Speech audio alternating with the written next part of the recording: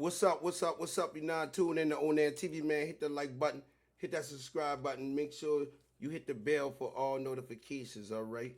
What's up, gang? We here to talk about this youngdolph trial, all right? Now, I want to say something right now. Hernandez Govan went on to, I think it was Stan G's page, and claiming he didn't tell nothing. Cornelius said he told. And in the trial, we miss a lot. All right, we miss a lot about this, but we got proof today that he did tell.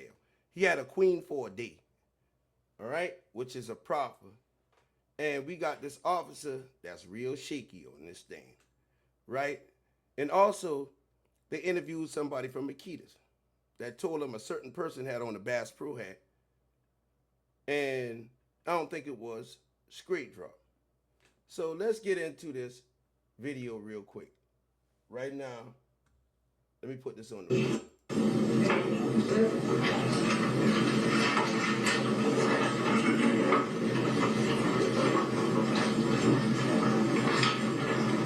So what you're seeing here now is straight drop lawyer about to cross-examine him.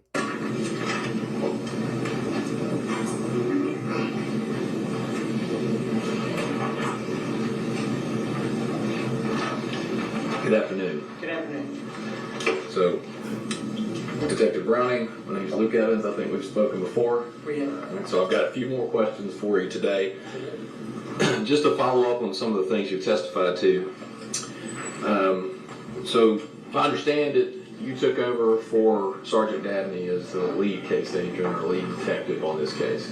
I wouldn't say lead, it was more like we're a support team at MGU, but I was one of several lead, investigators on that team. Dabney and others still had control of that. So you're saying you take over the case for him, he was just somebody on the team. Now check this out. Until it turned into more of a conspiracy thing, and then as a unit. It turned in more of a conspiracy thing. So now they're saying they were investigating the case, then it turned into more of a conspiracy thing. Other things happened from the video yesterday. Now check this out. Okay. All right. Well, I'm sure they appreciate you not trying to take all the credit. That's a lot of work for one man, right? Yeah, that's right. That's right. So, couple things. Were you working the case at all November 17th when the homicide first occurred?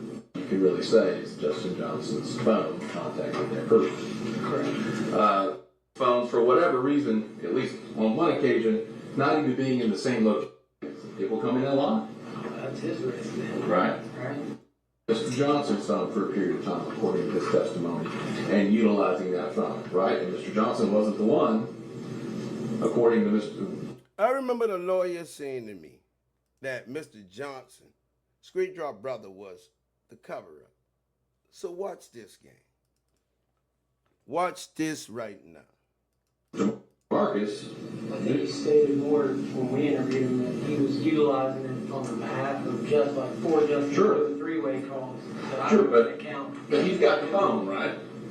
Not Mr. Johnson. At that point, he's got the phone, right? Not Mr. Johnson personally. So there's other people taking other people's phones for whatever reason. For whatever reason. Gave you information about this occurred? No, I was not. Okay. How far down the road is it when you get involved? Sometime around in the beginning of December, somewhere in mid-December. That's 21? Yeah. Okay, so early on. Oh yeah, early on. Now watch this, gang. It was just, wasn't in November, I think it was in training when it happened. Shut up. Ain't nobody talking to you. Stop talking, Mr. Officer. And then when we came back, some of my team was already, they were on the scene and were assisting as it started to grow. You need assets and manpower and things of that nature. That's when we started getting more involved. Okay. So, a couple of things about the phone and the exhibit that was put in, where you did a PowerPoint essentially, going through some of those phone records.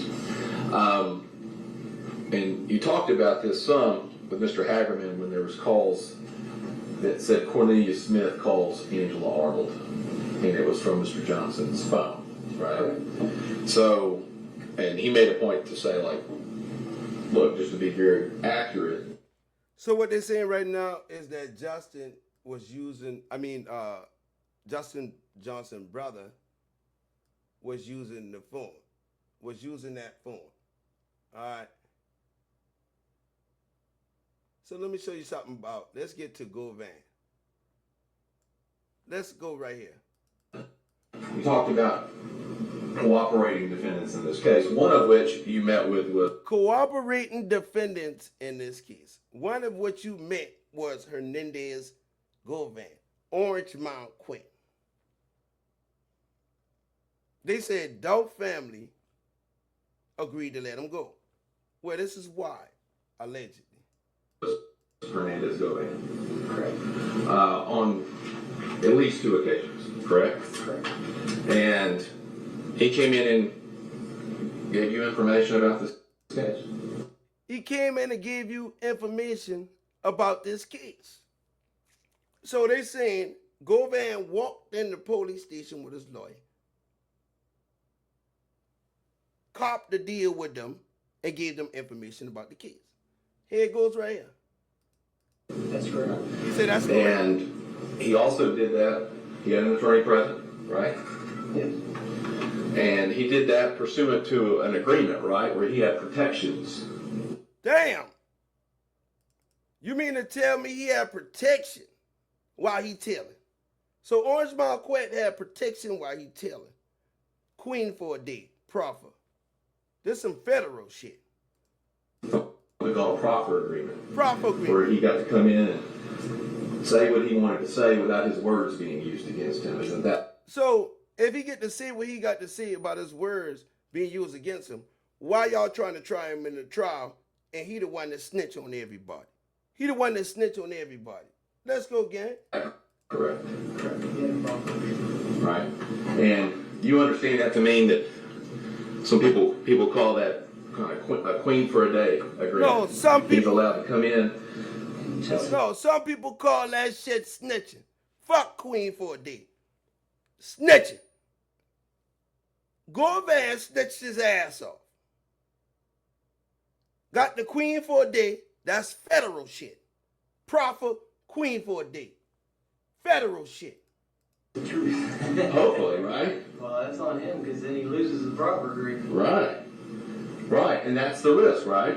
People come in and lie. That's his risk then. Right. Right. But the assumption is he tells the truth under a proper agreement, and when he's telling, he tells the truth under a proffer agreement, a snitch agreement. Law enforcement in that meeting, those words, they can't come in and use those words against him. Right? So anything he tell them, they can't use it against him.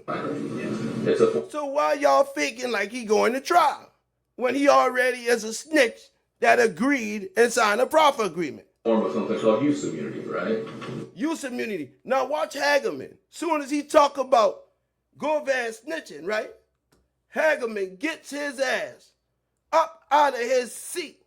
Hagerman gets out of his seat to stop this shit. Hagerman said, hey, you gotta be quiet. You talking too goddamn much. Listen to this. But they can't use those words. They can't use those words. No, may we approach. When you ever see the prosecutor just interrupt the lawyer and see? May we approach. Now they going up here to Marge Simpson to get this straight. Look at this shit. Kangaroo court at its finest.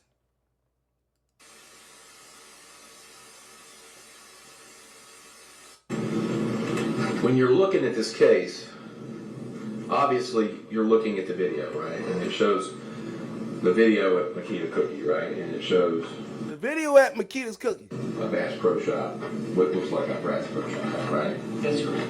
And you see a similar hat at Concourse, Crosstown video, correct? Yeah, identical hat. Don't forget Cornelius was the one. Don't forget Cornelius was the one that they said Cornelius was the one that they said had the Bass Pro hat on. Everybody understand that, right? Let's go right back here. It would be sufficient to establish a criminal agreement. Nothing further. 7. We talked about cooperating defendants in this case, one of which you met with was Hernandez Govan. Once again. On at least 2 occasions, correct? Correct. So, you met with him on 2 occasions. Now, Jeremy Pierre said on here, when the shooters first came out, he said Cornelius was the one with the Bass Pro hat. So let's go. This is why this is so important. And he probably took this shit down, but we're going to find out anyway.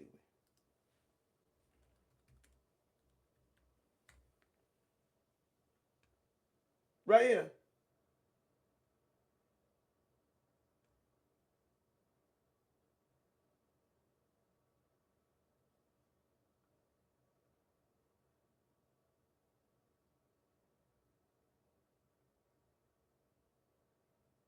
Say both shooters are in custody. Justice Creek dropping Cornelius Smith, believed to be the gunman wearing the Bass Pro hat. So they had Cornelius wearing the Bass Pro hat. Let's move on. And he came in and gave you information about the snitch? Yeah, go back. And he also did that. He had an attorney present, right? Yes. And he did that pursuant to an agreement, right? Where he had protections, what we call a proffer agreement. Where he got to come in and Boy Hagerman about to get out. say what he wanted to say without his words being used against him. Isn't that correct? Correct. Right. And you understand that to mean that some people call that kind of a queen for a day agreement. He's allowed to come in And tell the truth. Snitch his heart out and walk out the door. hopefully, right? Well, that's on him because then he loses his proper agreement. Right. That's on him because he loses his profit agreement. Right. And that's the risk, right? People come in and lie. That's his risk, man. Right. Right. But the assumption is he tells the truth under a proffer agreement. So Govan got a proffer agreement. Everybody know this? This is what it is. He got a proffer agreement. He's a snitch. And when he's telling law enforcement in that meeting those words, they can't come in and use those words against They them. can't use it. It's a form of something called use immunity, right? So they can't use those words. Look at Hagerman. Man, we approached the bench. They didn't ask you to approach. So now look at this. But let me ask you, did you recover the hat? Yeah. Right. Very popular hat. Very popular hat. Distinctive. Distinctive, no doubt, right? I mean, that's pro shop. But a very popular hat. I mean, almost a stone's throw from here is Gwen Stefani doesn't live in Memphis that I know of. Yeah. I mean, if you say it is, Right. I just have not seen it when it came. Now let me let y'all pay attention to something. Right here, straight drop lawyer done asked him a question and walk away. Look how much this officer just explained it himself. Look. That just wasn't a common hat that I observed Shut up! in our investigations and just things, Right. Right. Well, and even So- you know what I mean? well, some people like to voice the judge, right? I'm not hating on it. And so, I'm not hating on it. A police talking about I'm not hating on it. So, and during your investigation, you interviewed at least one individual from the Makita Cookie You interviewed somebody from Makita's Cookie. that identified a person and said he always wears a Bass Pro Shop hat. He did an interview and they say this person always wears a Bass Pro hat. I didn't interview. I don't know what interview you're talking about. Well, do you remember? Now he acting dumb. He don't know what interview. He the one did the fucking interview. Now he don't know. Would you have reviewed the other interviews in this case? Were you? Yeah, there was a lot of interviews, but I don't remember somebody being identified. I could be wrong, but I just don't recall that ever happening. So I'm going to ask you something to refresh your recollection. Okay. And you go turn around and ask Hagerman, can I give it to him? And Let him see it. What the fuck?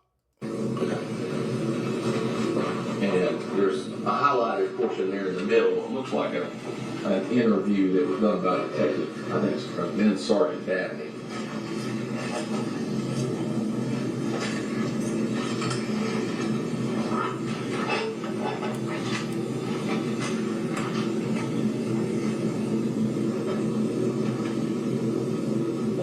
He reading this shit, taking all long. Man, get your ass off here right now. At any point in your investigation as you sit here today, have you ever been made aware of any camera footage possessed by Hernandez Govan? Any camera footage possessed by Hernandez Govan. The rat. And that would be important, right, if he had cameras facing that abandoned house on Bradley Street, correct? Oh, yeah. And something that if law enforcement found out or knew he had cameras, you would have acted on it to try to get that footage if it existed. And you don't have anything like that. Look at him, this cop on the stand, lying his ass off. This is enough. This trial is rigged. This shit is to be continued. Y'all see what's going on here? It's right here in your face. Look at it. It's right here in your face. Right now.